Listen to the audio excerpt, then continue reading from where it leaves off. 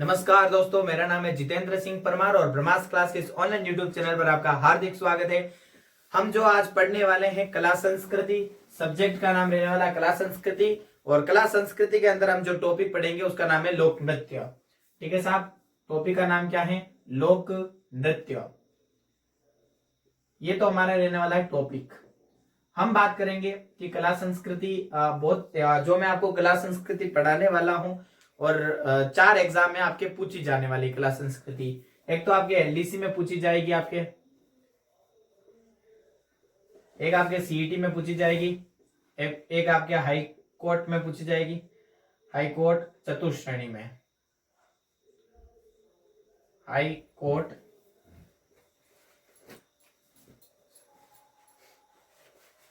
चतुर्थ श्रेणी में आपके पूछी जाएगी।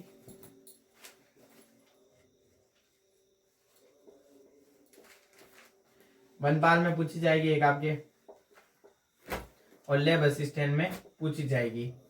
ठीक है, तो 5 भर्तियों में आपके ये कला संस्कृति पूछे जाने वाली तो एक अच्छी सब्जेक्ट है जिससे आप पढ़कर अच्छे मार्क्स स्कोर कर पाओगे। ठीक है, तो हम अपना पहला टॉपिक शुरू करने वाले लोक नृत्य। लोक नृत्य की बात करते हैं हम, तो सबसे पहले हमारे मन में आना चाहिए कि नृत्य किसे कहते हैं। खुशी के अवसर पर, है ना, खुशी के अवसर पर अंगों का किसी वाद्यंत्र या ध्वनि के साथ संचलन करना क्या कहलाता है? नृत्य कहलाता है ना। नृत्य 2 प्रकार के होते हैं, एक आपका होता है शास्त्रीय नृत्य और एक आपका होता है लोक नृत्य। शास्त्रीय नृत्यों की जो भारत में संख्या है वो 8 है, और लोक नृत्य को हम अपनी सुविधा या अध्ययन के आधार पर 4 भागों में डिवाइड करते हैं। एक आपका हो जाएगा व्यवसायिक नृत्य, एक आपका हो जाएगा जातीय या जनजातीय नृत्य, क्षेत्र विशेष के लोक नृत्य और धार्मिक या सामाजिक नृत्य। जैसे कि मैं आपको बताऊं कि नृत्य कितने प्रकार के होते हैं? आपके 2 प्रकार के होते हैं। एक आपका होता है शास्त्रीय नृत्य, एक आपका होता है कौन सा? लोक नृत्य। मैंने आपको बताया था कि शास्त्रीय नृत्य कितने प्रकार, भारत में इसकी संख्या कितनी है? 8।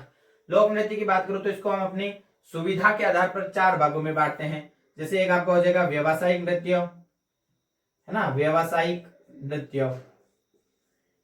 ये दूसरा मैं आपको बताऊं कि हम इस तरह से पढ़ सकते हैं कि क्षेत्र विशेष के नृत्य, क्षेत्र विशेष के नृत्य। तीसरा मैं आपको बताऊं तो आपके कौन सा हो जाएगा? व्यावसायिक नृत्य, क्षेत्र विशेष, जाति या जनजाति नृत्य, जाति या जनजाति नृत्य। चौथा मैं आपको बताऊं तो आपका नृत्य हो जाएगा कौन सा? धार्मिक या हम कह सकते हैं सामाजिक नृत्य। धार्मिक या सामाजिक नृत्य। हम बात कर रहे थे लोक नृत्य की। लोक नृत्य में हमने पढ़ा था, लोक नृत्य में मैं आपको बताया था कि नृत्य किसे कहते हैं? खुशी के अवसर पर किसी ध्वनि या वाद्यंत्र के साथ अंगों का संचलन करना ही नृत्य कहलाता है। नृत्य 2 प्रकार के होते हैं, एक आपका शास्त्रीय नृत्य होता है, एक आपका लोक नृत्य होता है। शास्त्रीय नृत्य की भारत में संख्या 8 है और लोक नृत्य की बात करें तो हम इसको अध्ययन की दृष्टि से 4 भागों में डिवाइड करते हैं, है ना। जैसे व्यवसायिक नृत्य, क्षेत्र विशेष नृत्य, जाति या जनजातीय नृत्य और धार्मिक या सामाजिक नृत्य।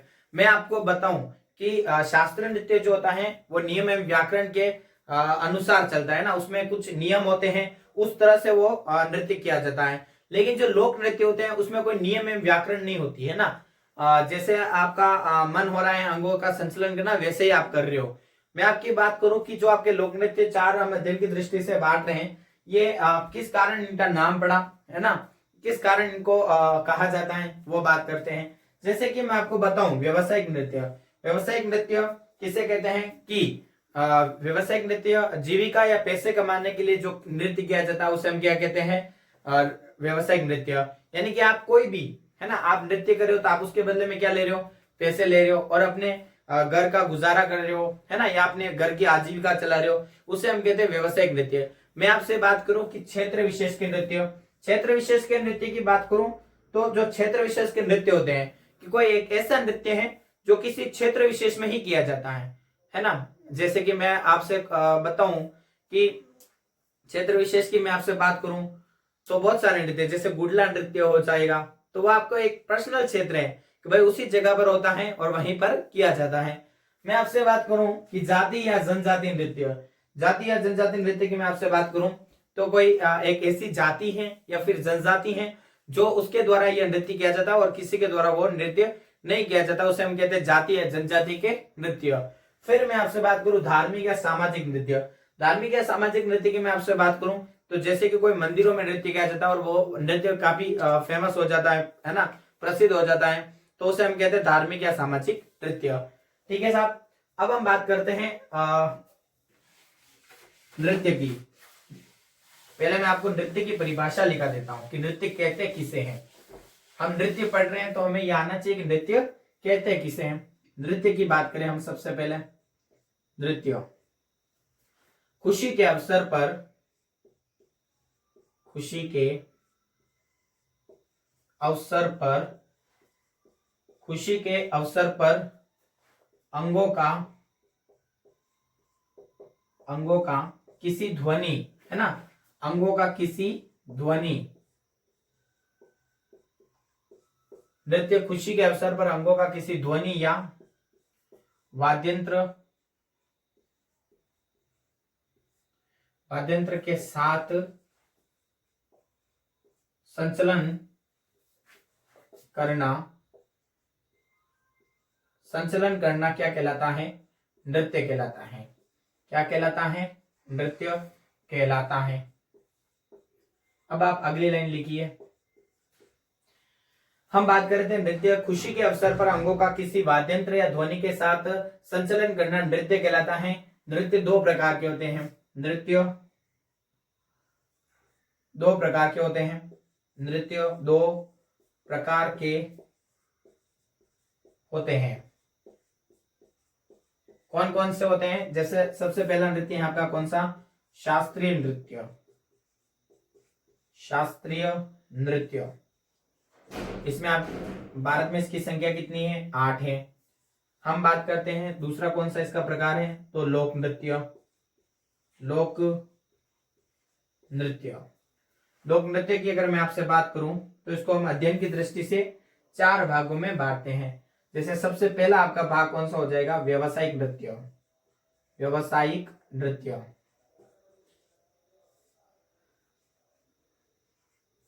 दूसरा आपका जो प्रकार हो जाएगा जिसे हम अध्ययन की दृष्टि से बांटते हैं वो क्षेत्र विशेष के नृत्य हो जाएंगे। क्षेत्र विशेष के नृत्य। तीसरा अगर मैं आपको प्रकार बताऊं तो हम कह सकते हैं जाति या जनजाति के नृत्य। जाति या जनजाति के नृत्य। चौथा प्रकार मैं आपको बताऊं तो मैं कह सकता हूं आपके धार्मिक या सामाजिक नृत्य। हम बात करें नृत्य की तो खुशी के अवसर पर अंगों का किसी ध्वनि या वाद्यंत्र के साथ संचलन करना नृत्य कहलाता है। नृत्य दो प्रकार का होता है, एक शास्त्रीय नृत्य और एक लोक नृत्य। शास्त्रीय नृत्य की संख्या भारत में 8 है। लोक नृत्य की बात करें तो व्यावसायिक नृत्य, क्षेत्र विशेष के नृत्य, जाति या जनजाति के नृत्य, धार्मिक या सामाजिक नृत्य। एक बार आप इसका स्क्रीनशॉट ले लीजिए।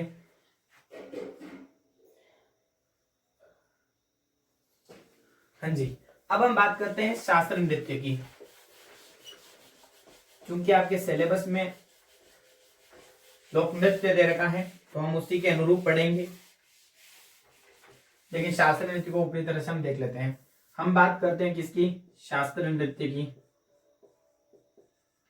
शास्त्रीय नृत्य की बात करें तो शास्त्रीय नृत्य किसे कहते हैं? वह नृत्य जो नियम एवं व्याकरण के अनुरूप किया जाता है। नियम एवं व्याकरण के अनुरूप किया जाता है, उसे हम क्या कहते हैं? शास्त्रीय नृत्य कहते हैं। शास्त्रीय नृत्य किसे कहते हैं? वह नृत्य जो नियम एवं व्याकरण के अनुसार किया जाता है, उसे हम क्या कहते हैं? शास्त्रीय नृत्य कहते हैं। यानी एक ऐसा नियम है जिसमें फिक्स होता है, नियम भी फिक्स होते हैं, व्याकरण होती है, उसी के अनुरूप वह नृत्य किया जाता है। ऐसे हाथ पैर हिलाने से वह नृत्य नहीं किया जाता है ना। हम जो डायरेक्ट करते हैं वो नृत्य अलग श्रेणी में आता है और ये जो नृत्य है वो अलग श्रेणी में आता है। अब हम बात करते हैं कि इसके अगले पॉइंट की। तो शास्त्रीय नृत्य, तो लिखिए इसकी भारत में संख्या 8 है। ठीक है, इसके भारत में संख्या कितनी है? 8 है। यानी कि जो शास्त्रीय नृत्य है उसकी भारत में टोटल संख्या 8 है, फिक्स है, निश्चित है एकदम। फिर मैं आपसे बात करूं कि उत्तरी भारत का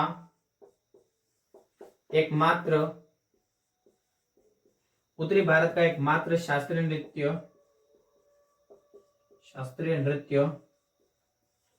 कथक है। कौन सा नृत्य है? कथक है। यानी कि जो आपका पूरे उत्तरी भारत है उसका एकमात्र शास्त्रीय नृत्य कौन सा है? कथक है, जिसका उद्भव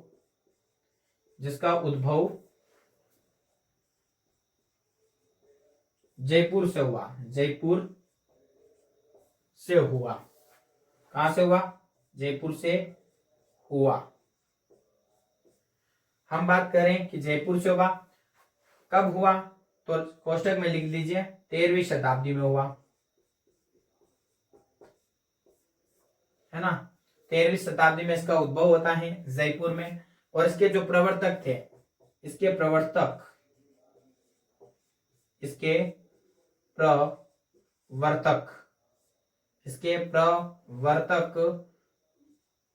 भानुजी महाराज थे, है ना, भानुजी महाराज थे। एक बार आप देखो, मैं आपको बता देता हूँ, शास्त्रीय नृत्य वह नृत्य जो नियम एवं व्याकरण के साथ किया जाता है वह शास्त्रीय नृत्य कहलाता है। इनकी भारत में कुल संख्या 8 है। फिर मैं आपसे बात करूं कि उत्तरी भारत का एकमात्र शास्त्रीय नृत्य कथक नृत्य है, जिसका उद्भव जयपुर से हुआ है और इसकी जो उद्भव शताब्दी थी वो 13वीं शताब्दी थी।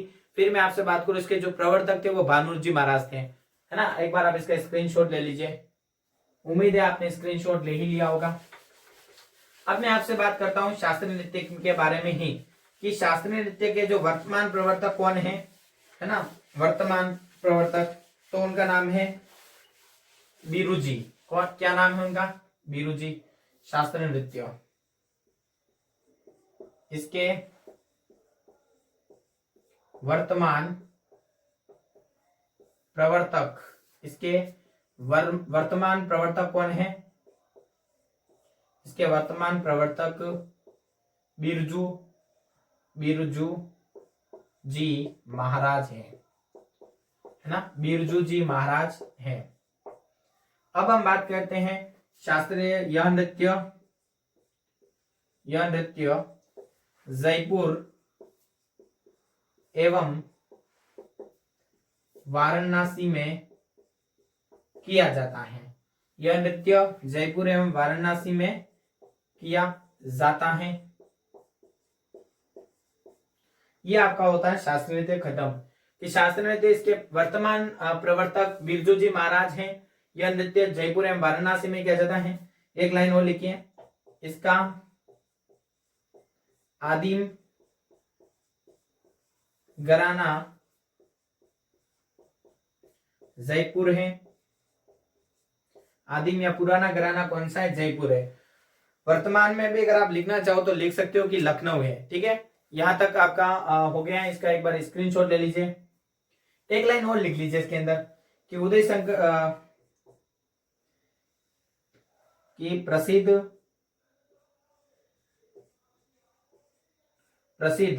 उदय शंकर प्रसिद्ध कथक नृत्यक, प्रसिद्ध कथक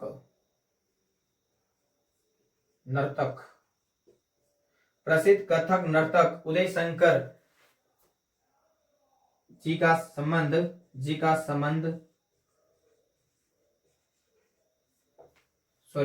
उदयपुर से है। कहां से है? उदयपुर से है। हाँ जी, हम बात करें शास्त्रीय नृत्य के वर्तमान प्रवर्तक कौन है? बिरुजी महाराज हैं। फिर पहले हम बात करते हैं प्रवर्तक कौन थे, तो भानुजी महाराज थे। फिर हम बात करें यह नृत्य जयपुर एवं वाराणसी में किया जाता है। इसका आदिम घराना, इसका आदिम या प्राचीन घराना कौन सा है? जयपुर। प्रसिद्ध कथक नर्तक उदय शंकर जी का समन उदयपुर से है। देखो अब हम जब हम आगे बढ़ेंगे तो मैं आपको और इसके बारे में विस्तृत जानकारी दूंगा, लेकिन अभी के लिए इतना ही, ठीक है। एक बार आप इसका स्क्रीनशॉट ले लीजिए। अब हम बात करते हैं किसकी? लोक नृत्य में हम बात करते हैं अब किसकी? लोक नृत्य की। अब हम जो पढ़ने वाले हैं वो लोक नृत्य के बारे में पढ़ेंगे।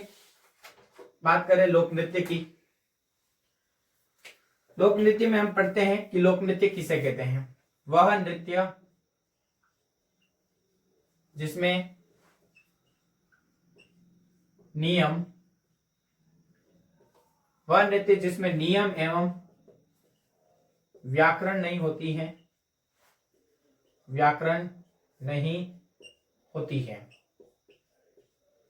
वह नियम जिसमें नियम एवं व्याकरण नहीं होते हैं उसे हम लोक नृत्य कहते हैं, ठीक है। इसमें कोई भी नियम फिक्स नहीं होता है कि आपको इसी तरह से करना है, यही करना है। ये खुशी के अवसर पर हमने पढ़ा था, उसी के हिसाब से चलता है। अब हम बात करते हैं लोक नृत्य कितने प्रकार के होते हैं? लोक नृत्य 4 प्रकार के होते हैं। लोक नृत्य 4 प्रकार के होते हैं, ठीक है साहब। लोक नृत्य की बात करें, वह नृत्य जिसमें नियम एवं व्याकरण होती है। लोक नृत्य 4 प्रकार के होते हैं, है ना। लोक नृत्य कितने प्रकार के होते हैं? 4 प्रकार के, जैसे व्यावसायिक नृत्य, जाति या जनजाति के नृत्य, क्षेत्र विशेष के नृत्य, सामाजिक या धार्मिक नृत्य। अब हम बात करेंगे किसकी? सबसे पहले बात करेंगे व्यावसायिक नृत्य की। किसकी बात करेंगे? व्यावसायिक नृत्य की। व्यावसायिक नृत्य की बात करें तो व्यावसायिक नृत्य किसे कहते हैं? सबसे पहला आपका जो प्रकार हम लिख रहे हैं यहाँ पर, व्यावसायिक नृत्य। व्यावसायिक नृत्य किसकी बात करें? व्यावसायिक नृत्य की। देखो व्यावसायिक नृत्य की अगर हम बात करें ना, तो व्यावसायिक नृत्य किसे कहते हैं? तो वह नृत्य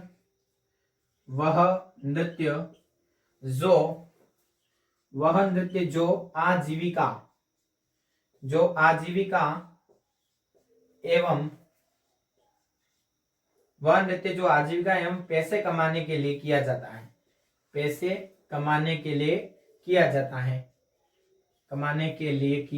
है। उसे हम क्या कहते हैं? किया जाता है उसे हम व्यावसायिक नृत्य कहते हैं। व्यावसायिक लोक नृत्य कहते हैं।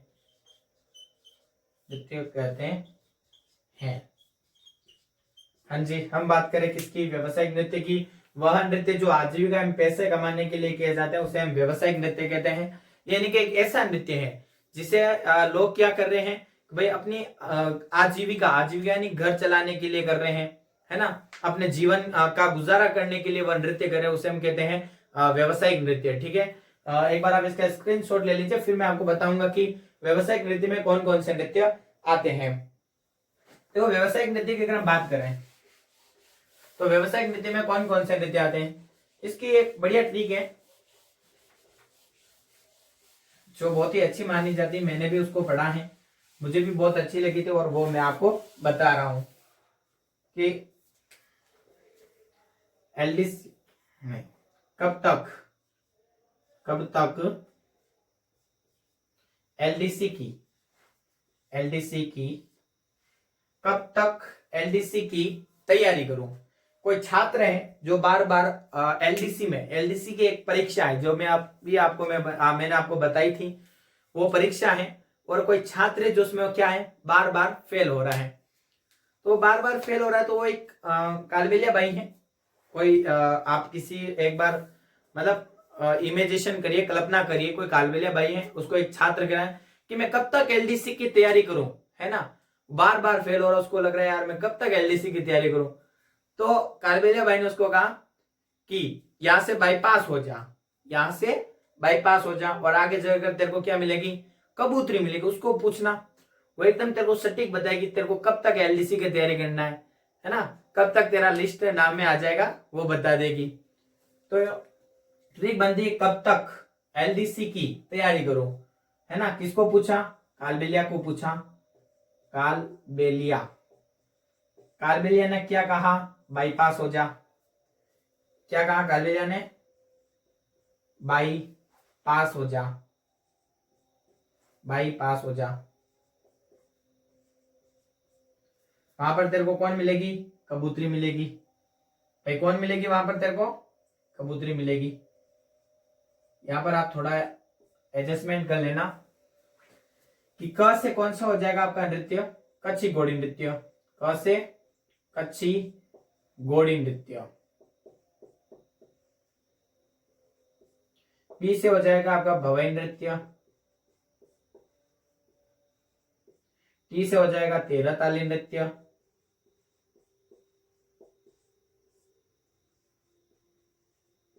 है ना। कालबेलिया से हो जाएगा आपका कालबेलिया नृत्य।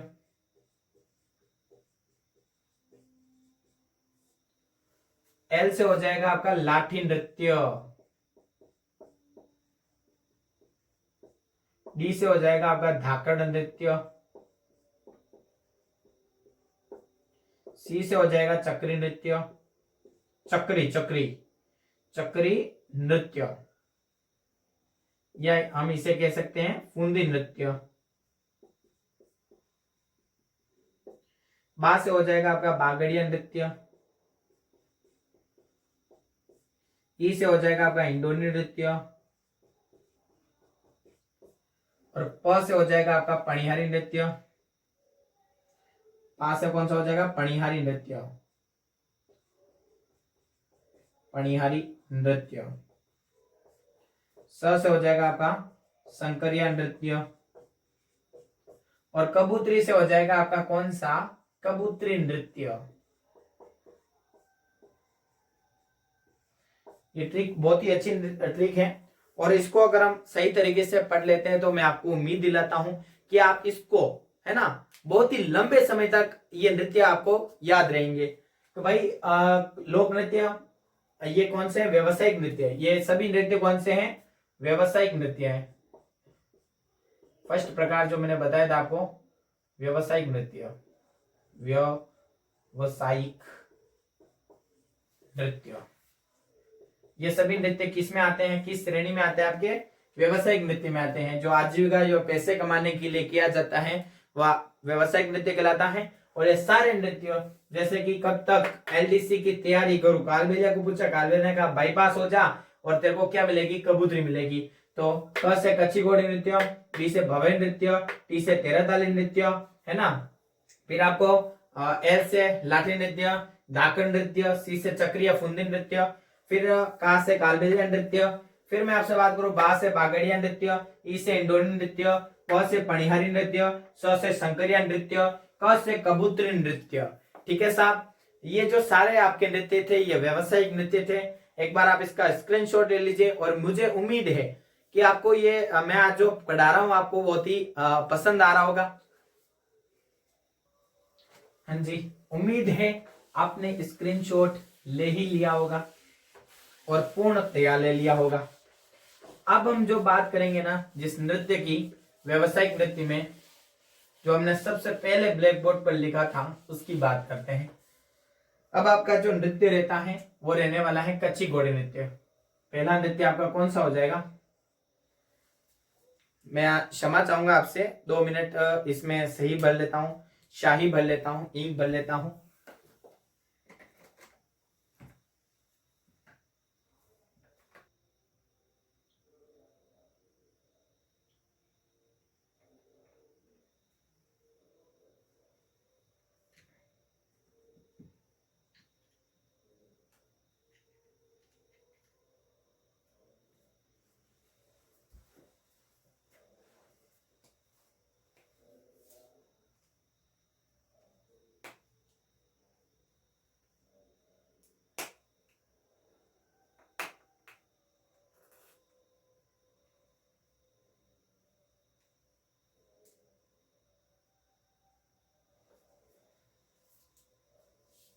हाँ जी, हम बात कर रहे थे किसकी?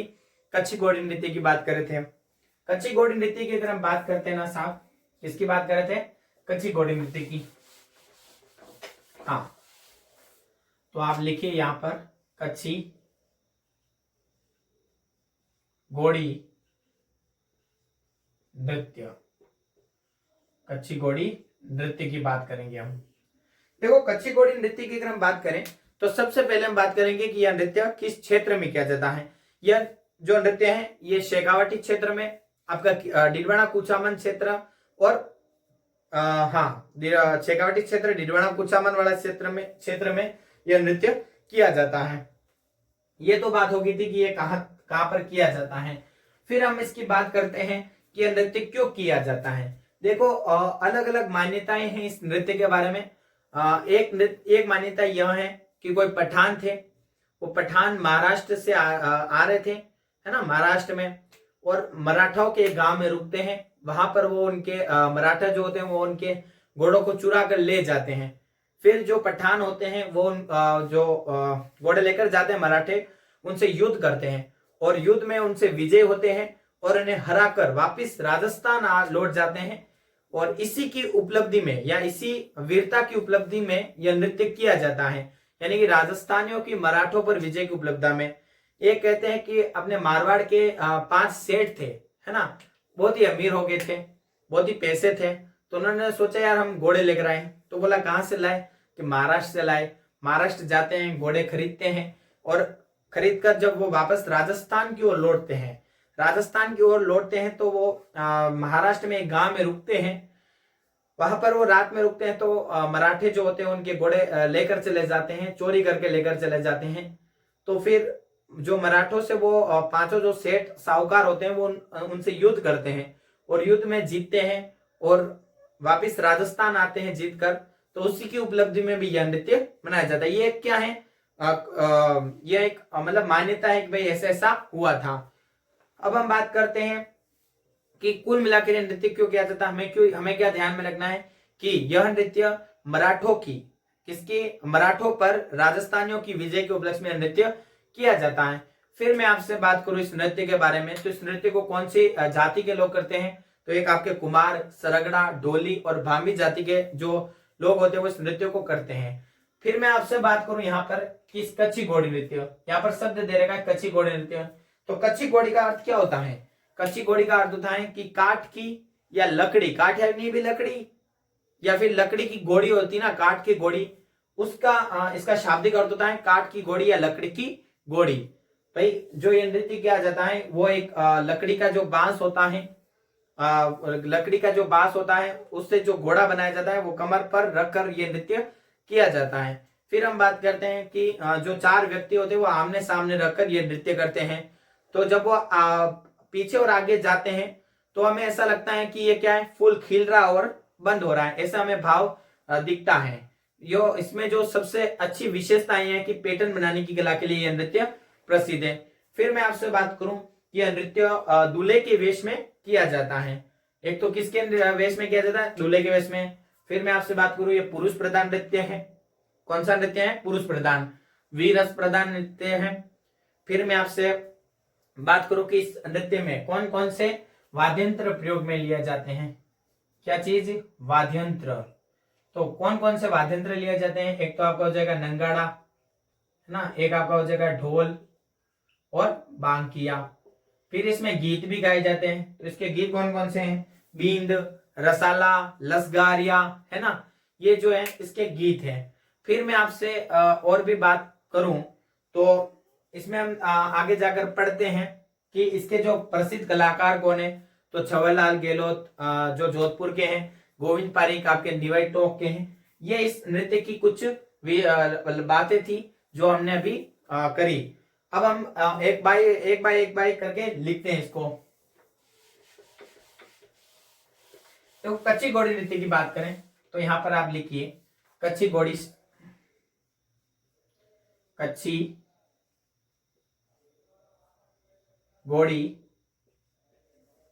शब्द का, कच्ची घोड़ी शब्द का शाब्दिक अर्थ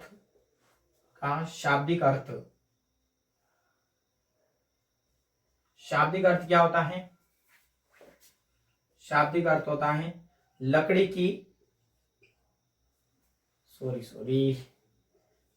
की घोड़ी, या हम कह सकते हैं काठ की भी घोड़ी कह सकते हैं। वैसे लकड़ी को ही हम काठ कहते हैं, लेकिन आपको ध्यान में रखना है कि लकड़ी की घोड़ी या काठ की घोड़ी। फिर हम बात करते हैं इस नृत्य को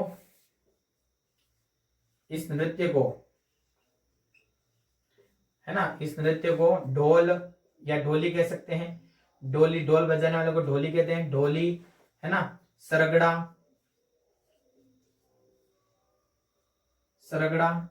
और कौन सी है आपके, कुम्हार या भांबी जाति के व्यक्ति करते हैं, भांबी जाति के व्यक्ति करते हैं। फिर मैं आप एक इस नृत्य की ओर बात करूं, करते हैं, व्यक्ति करते हैं। इसकी मैं आपसे एक और बात करूं तो एक बात और ध्यान में रखनी है आपको कि बावरी जाति के लोग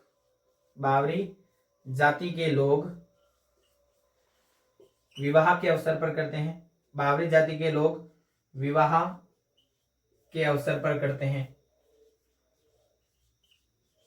अवसर पर करते हैं।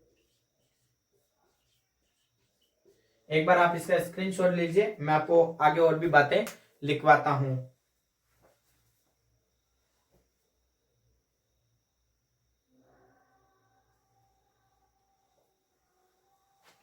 हाँ जी, अब हम बात करते हैं इसी कच्ची घोड़ी नृत्य की। तो हम देखते हैं कि एक जो मोस्ट इंपोर्टेंट लाइन बनती है कि मराठों पर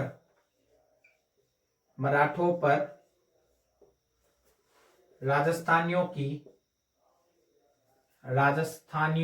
है ना, राजस्थानियों की, मराठों पर राजस्थानियों की विजय के उपलक्ष्य में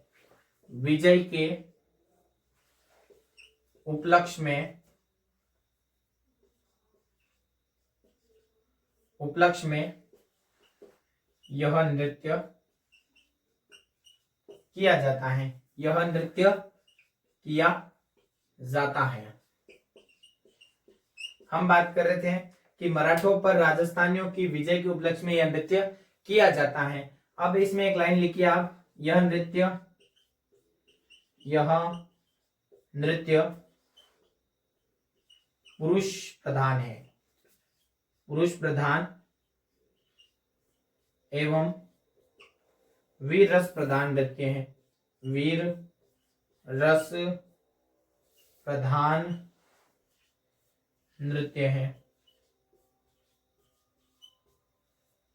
देखो, मराठों पर राजस्थानियों की विजय के उपलक्ष्य में नृत्य किया जाता है, यह नृत्य पुरुष प्रधान नृत्य है और वीर रस प्रधान नृत्य है। फिर मैं आपसे इसमें बात करूं तो हाँ, नर्तक नहीं, यहां पर ये लाइन आएगी नहीं। एक बार आप इसका स्क्रीनशॉट ले लीजिए, मैं आपको और भी बातें लिखवाता हूं।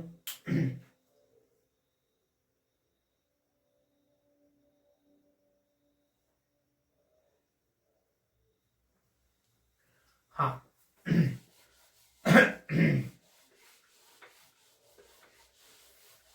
हम बात करते हैं कि नर्तक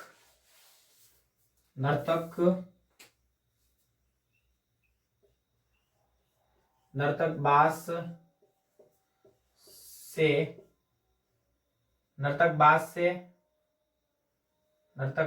व कपड़े से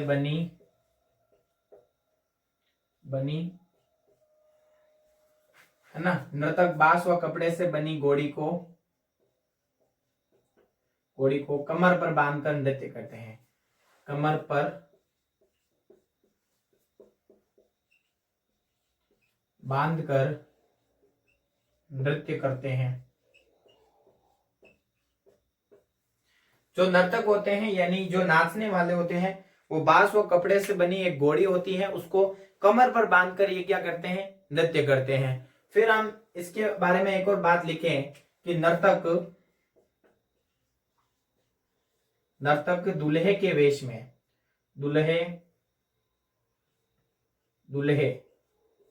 दूल्हा किसे कहते हैं, जो शादी करते हैं, जो शादी करने वाला बंदा होता है उसे हम दूल्हा कहते हैं। नर्तक दूल्हे के वेश में, वेश यानी कपड़े, यानी कि जो दूल्हा का वेश होता है उसमें नर्तक दूल्हे के वेश में यह नृत्य करता है, यह नृत्य करता है। फिर मैं आपसे बात करूं कि इसके जो गीत कौन कौन से हैं। इस नृत्य में कुछ गीत गाए जाते हैं। एक है आपका बिंद, लसगारिया, रसगारिया, रमगारिया, है ना, बिंद, लसगारिया, रमगारिया। फिर मैं आपसे बात करूं वाद्य यंत्र की, किसकी बात करूं, वाद्य यंत्र की। इसमें कौन कौन से वाद्य यंत्र प्रयोग में लिए जाते हैं। एक आपका हो जाएगा ढोल, एक आपका हो जाएगा नंगाड़ा, है ना, और एक आपका हो जाएगा कौन सा, ढोल, नंगाड़ा और बांकिया। फिर मैं आपसे इसमें बात करूं, इसमें भाव होते हैं। जब ये नृत्य किया जाता है तो इस समय क्या महसूस होता है।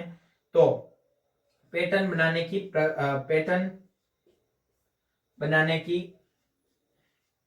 कला, पैटर्न बनाने की कला, फूल का खिलना, फूल का खिलना और फूल का बंद होना, फूल का बंद होना। भाई जब वो ऐसे अंदर आते हैं तो हमें लगता है कि फूल क्या हो रहा है, बंद हो रहा है, और जब ऐसे वापस पीछे जाते हैं तो हमें लगता है फूल क्या है, खिल रहा है, फूल की पंखुड़ियां क्या कर रही, खिल रही है। तो ये बातें आपको क्या रखनी है, ध्यान में रखनी है। कुछ दो एक बातें और रह गई है, मैं आपको लिखा देता हूं, उससे पहले आप एक बार इसका स्क्रीनशॉट ले लीजिए।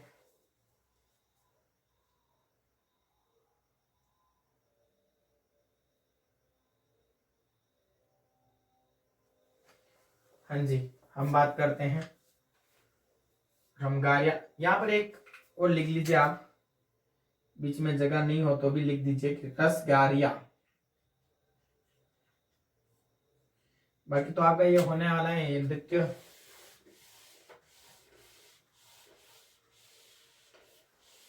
इसमें जो, तो आपको प्रसिद्ध नर्तक याद रखने हैं। इस नृत्य के प्रसिद्ध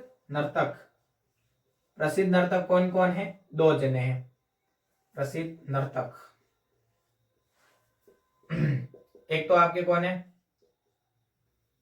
छवरलाल गहलोत, छवरलाल गहलोत, और ये कहां के हैं, जोधपुर के हैं। एक आपके कौन सा है, गोविंद पारिक, ये कहां के आपके, टोक के हैं, गोविंद पारिक, टोक।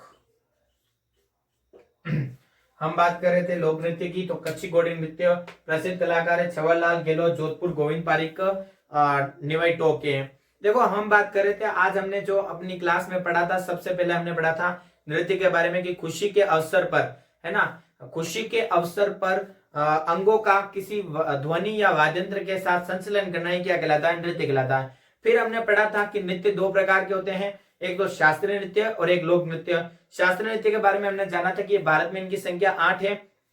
और फिर हमने पढ़ा था कि लोक नृत्य की संख्या कितनी है, हम अपने अध्ययन की दृष्टि से 4 भागों में बांटते हैं। सबसे पहले आपका व्यवसायिक नृत्य, जातीय या जनजातीय नृत्य, क्षेत्र विशेष के लोक नृत्य, धार्मिक सामाजिक के नृत्य। फिर हमने पढ़ा था कि जो शास्त्रीय नृत्य है, यहाँ इसकी जो उद्भव हुआ था, इसका राजस्थान जयपुर से हुआ था, है ना। ये नृत्य कहाँ पर किया जाता था, तो जयपुर एवं वाराणसी में किया जाता था। इसके प्रवर्तक कौन थे, तो भानुजी महाराज थे। फिर हम बात करें कि 13वीं सदी में इस नृत्य का उद्भव हुआ था प्रथम बार। इसका आदिम या पुराना घराना जयपुर है, ठीक है साहब। फिर हमने बात की थी लोक नृत्य की। लोक नृत्य किसे कहते हैं और शास्त्रीय नृत्य किसे कहते हैं, तो शास्त्रीय नृत्य जो वह नृत्य जो नियम एवं व्याकरण के साथ किया जाता है वह शास्त्रीय नृत्य, और वह नृत्य जो नियम एवं व्याकरण के बिना किया जाता है वो आपका कौन सा हो जाएगा, लोक नृत्य हो जाएगा। उसके बाद हमने पढ़ा था, है ना, उसके बाद हमने पढ़ा था कि जो लोक नृत्य होते हैं वो क्या होते हैं। तो लोक नृत्य में हमने पढ़ा था कि लोक नृत्य 4 प्रकार के होते हैं। 4 प्रकार में हमने पहला प्रकार पढ़ा था व्यवसायिक नृत्य। तो जो वह नृत्य जो पैसे कमाने के लिए, आजीविका चलाने के लिए जो नृत्य किया जाता है वो व्यवसायिक नृत्य कहलाता है। व्यवसायिक नृत्य की बात हम बात करें तो हमने देखे थे कि व्यवसायिक नृत्य कौन कौन से हैं। तो कब तक एलडीसी की तैयारी करूं? भाई कोई व्यक्ति था, उसने पूछा कालबेलिया से, तो कालबेलिया ने कहा बाईपास हो जा, है ना, और बाद में आपको क्या मिलेगी? कबूतरी मिलेगी, वही आपको बताएगी कब तक तैयारी करनी है। फिर जैसे क से कच्ची घोड़ी नृत्य, बी से भवाई नृत्य, टी से तेरहताली नृत्य, है ना। हमने इस तरह से कब तक एलडीसी की, क से कच्ची घोड़ी नृत्य, एल से लाठी नृत्य, डी से धाकड़ नृत्य, सी से चक्री या फुंदी नृत्य। फिर हमने बात की थी कि का से गालबेलिया नृत्य, बा से बागड़िया नृत्य, ई से इंडोनी नृत्य, प से पनियाहरी नृत्य, स से शंकरिया नृत्य। ये सब नृत्य हमने देखे थे कि भाई ये नृत्य व्यवसायिक नृत्य है। फिर हमने व्यवसायिक नृत्य की शुरुआत की थी कच्ची घोड़ी नृत्य। कच्ची घोड़ी नृत्य में हमने देखा था कि कच्ची घोड़ी का शाब्दिक अर्थ होता है काठ की लकड़ी या लकड़ी की घोड़ी। फिर हमने इसके बारे में पढ़ा था कि इसको सरगड़ा, है ना, ढोली और जाति के लोग करते हैं। फिर हमने ये भी पढ़ा था कि बावरी जाति के लोग विवाह के अवसर पर इस नृत्य को करते हैं। फिर हमने इसके बारे में पढ़ा था कि जो नर्तक होता है वो बांस व कपड़े से बनी घोड़ी को कमर पर रखकर यह नृत्य करता है। 4 व्यक्ति आमने सामने होते जो आगे पीछे जाते हैं, जिससे हमें यह भाव आता है कि यह फूल का पैटर्न बनाने की कला, फूल का खिलना, फूल का बंद होना। इसके प्रसिद्ध कलाकार के बारे में हमने पढ़ा था कि छवरलाल गहलोत और गोविंद पारेख निवेटो। यह नृत्य क्यों किया जाता है? तो हमें पता चला, हमने पढ़ा कि राजस्थानियों की मराठों पर विजय के उपलक्ष्य में इस नृत्य को किया जाता है। उसके बारे में भी उसके बाद हमने ये सारी जानकारियां ली। उम्मीद है आपको ये क्लास पसंद आई होगी, है ना, और मुझे पूर्णतया उम्मीद है ये क्लास आपको पसंद आई होगी। मिलते हैं एक ऐसी क्लास में, तब तक स्वस्थ रहिए, मस्त रहिए। जय हिंद, जय भारत।